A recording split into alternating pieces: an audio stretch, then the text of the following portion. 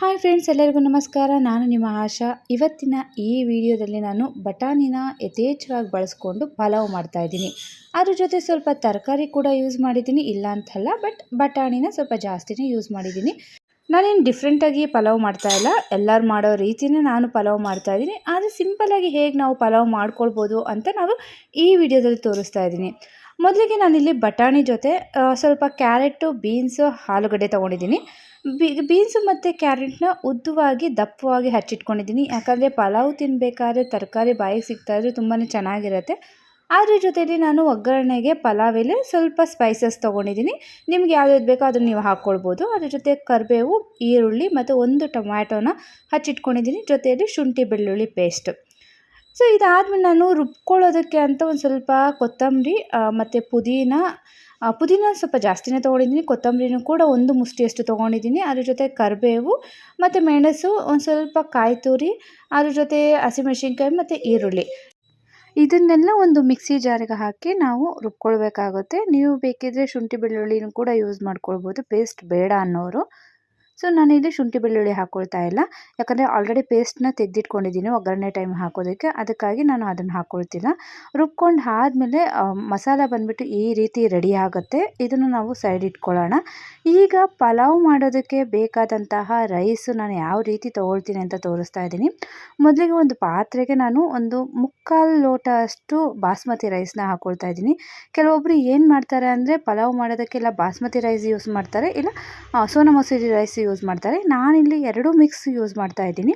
3/4 ಲೋಟ ಬಾಸ್ಮತಿ ರೈಸ್ ಜೊತೆಗೆ ಒಂದು ಅರ್ಧ ಲೋಟ ಅಷ್ಟು ನಾನು ಸೋನಾ ಮಸೂರಿ ರೈಸ್ ಯೂಸ್ ಮಾಡ್ತೀನಿ. ನಾನು ಟೋಟಲಾಗಿ ಇಲ್ಲಿ 1.5 ಗ್ಲಾಸಷ್ಟು ಅಕ್ಕಿ ತೊಗೊಳ್ತಾ ಇದ್ದೀನಿ. ಇದನ್ನು ಕ್ಲೀನಾಗಿ ತೊಳೆದಿಟ್ಕೊಳ್ಬೇಕಾಗುತ್ತೆ. ನಾವು ಒಗ್ಗರಣೆ ಮಾಡೋಕ್ಕೆ ಶುರು ಮಾಡಿದ ಟೈಮ್ಗೆ ಇದನ್ನು ತೊಳೆದು ಸ್ವಲ್ಪ ಹೊತ್ತು ನೆನೆ ಹಾಕ್ಕೊಳ್ಬೇಕಾಗತ್ತೆ. ಸೊ ಇದು ಸೈಡಿಗೆ ಇಟ್ಕೊಳ್ಳೋಣ. ಈಗ ಒಂದು ಕುಕ್ಕರ್ನ ಸ್ಟವ್ ಮೇಲೆ ಇಟ್ಕೊಂಡು ಅದಕ್ಕೆ ನಾನಿಲ್ಲಿ ಎಣ್ಣೆ ಮತ್ತು ಅದ್ರ ಜೊತೆ ತುಪ್ಪ ಕೂಡ ಹಾಕ್ಕೊಳ್ತಾ ಇದ್ದೀನಿ. ಇವೆರಡೂ ಕೂಡ ಸ್ವಲ್ಪ ಬಿಸಿ ಆಗಬೇಕು. ಎಣ್ಣೆ ಮತ್ತು ತುಪ್ಪ ಬಿಸಿ ಆದಮೇಲೆ 1 ಟೇಬಲ್ ಸ್ಪೂನಷ್ಟು ಸಾಸಿವೆನ ಹಾಕ್ಕೊಳ್ತೀನಿ.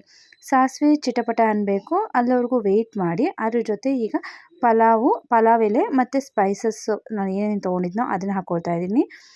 ಅದ್ರ ಜೊತೆಯಲ್ಲಿ ಕರಿಬೇವು ಮತ್ತು ಈರುಳ್ಳಿ ಇಷ್ಟನ್ನು ಹಾಕ್ಕೊಂಡು ಒಂದು ಸ್ವಲ್ಪ ಹೊತ್ತು ಫ್ರೈ ಮಾಡ್ಕೊಳ್ತೀನಿ. ಈರುಳ್ಳಿ ಬಣ್ಣ ಚೇಂಜ್ ಆಗಬೇಕು, ಅಲ್ಲಿವರೆಗೂ ಫ್ರೈ ಮಾಡ್ಕೊಳ್ಬೇಕಾಗತ್ತೆ.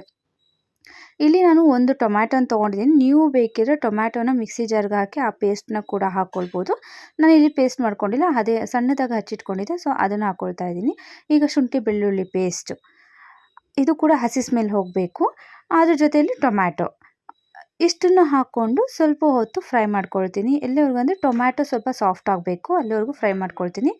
ಈಗ ನಾನು ರೆಡಿ ಮಾಡ್ಕೊಂಡಂತಹ ಹಸಿರು ಮಸಾಲ ಇದನ್ನು ಹಾಕ್ಕೊಂಡು ಹಸಿ ಸ್ಮೆಲ್ ಹೋಗೋವರೆಗೂ ಸ್ವಲ್ಪ ಹೊತ್ತು ಒಂದು 2ರಿಂದ 3 ನಿಮಿಷ ಫ್ರೈ ಮಾಡ್ಕೊಳ್ತೀನಿ. ಸೊ ಅದು ಯಾವಾಗ ಗೊತ್ತಾಗುತ್ತೆ ಅಂದರೆ ಮಸಾಲದಲ್ಲಿ ಎಣ್ಣೆ ಬಿಟ್ಕೊಳ್ಳುತ್ತೆ. ಈ ರೀತಿ ಎಣ್ಣೆ ಬಿಟ್ಕೊಂಡಿದೆ ಅಂದರೆ ಮಸಾಲದಲ್ಲಿರುವಂಥ ಹಸಿ ಸ್ಮೆಲ್ ಹೋಗಿದೆ ಅಂತ ಅರ್ಥ. ಈಗ ನಾನು ಏನೇನು ತರಕಾರಿ ತೊಗೊಂಡಿದ್ನೋ ಬಟಾಣಿ, ಕ್ಯಾರೆಟು, ಆಲೂಗಡ್ಡೆ, ಬೀನ್ಸು ಇದನ್ನಿಷ್ಟನ್ನು ತೊಳೆದು ಹಾಕ್ಕೊಳ್ತಾ ಇದ್ದೀನಿ. ಈಗ ನೆನೆ ಹಾಕಿದಂತಹ ಅಕ್ಕಿ, ಅದ್ರ ಜೊತೆಯಲ್ಲಿ ನಾನಿಲ್ಲಿ 1.5 ಲೋಟ ಅಷ್ಟು ಅಕ್ಕಿ ತೊಗೊಂಡಿದ್ದೆ. ಅದಕ್ಕೆ ನಾನಿಲ್ಲಿ 3 ಲೋಟ ಅಷ್ಟು ನೀರು ಹಾಕ್ಕೊಳ್ತಾ ಇದ್ದೀನಿ. ರುಚಿಗೆ ತಕ್ಕಷ್ಟು ಉಪ್ಪು ಇಷ್ಟನ್ನು ಹಾಕಿ ನಾವು ಒಂದು ಕುದಿ ಬಂದಾದಮೇಲೆ ಕುಕ್ಕರ್ ಮುಚ್ಚಳ ಮುಚ್ಚಿ 2 ವಿಸಿಲ್ ಕೂಗಿಸ್ಕೊಳ್ಬೇಕಾಗತ್ತೆ. ನಾವು ಕುದಿ ಬರ್ಸೋದಕ್ಕೆ ಟೈಮ್ ಇಲ್ಲ ಅನ್ನೋದಾದರೆ ಕುಕ್ಕರ್ ಮುಚ್ಚಳ ಮುಚ್ಚಿ 3 ವಿಸಿಲ್ ಕೂಗಿಸ್ಕೊಳ್ಬೇಕಾಗತ್ತೆ. ಈ ಥರ ಕೂಗಿಸ್ಕೊಂಡು ಆದಮೇಲೆ ಓಪನ್ ಮಾಡಿ ನೋಡಿದ್ರೆ ಈ ರೀತಿ ರೆಡಿಯಾಗಿರುತ್ತೆ. ಇದಕ್ಕೆ ಸ್ವಲ್ಪ ತುಪ್ಪ ಹಾಕ್ಕೊಂಡು ಮಿಕ್ಸ್ ಮಾಡಿಕೊಂಡ್ರೆ ಬಿಸಿ ಬಿಸಿಯಾದಂತಹ ಮಟರ್ ಪಲಾವ್ ರೆಡಿ ಆಯಿತು. ಇವತ್ತಿನ ಈ ವಿಡಿಯೋ ನಿಮ್ಮೆಲ್ಲರಿಗೂ ಇಷ್ಟ ಆಗಿದೆ ಅಂದ್ಕೊಳ್ತೀನಿ. ಇಷ್ಟ ಆಗಿದರೆ ಆಶಾ ರಾಣೀಸ್ ಕಿಚನ್ ಯೂಟ್ಯೂಬ್ ಚಾನಲ್ನ ಸಬ್ಸ್ಕ್ರೈಬ್ ಮಾಡಿ, ಹಾಗೆ ಪಕ್ಕದಲ್ಲಿರೋ ಬೆಲ್ ಐಕಾನನ್ನು ಕ್ಲಿಕ್ ಮಾಡಿ. Thank you.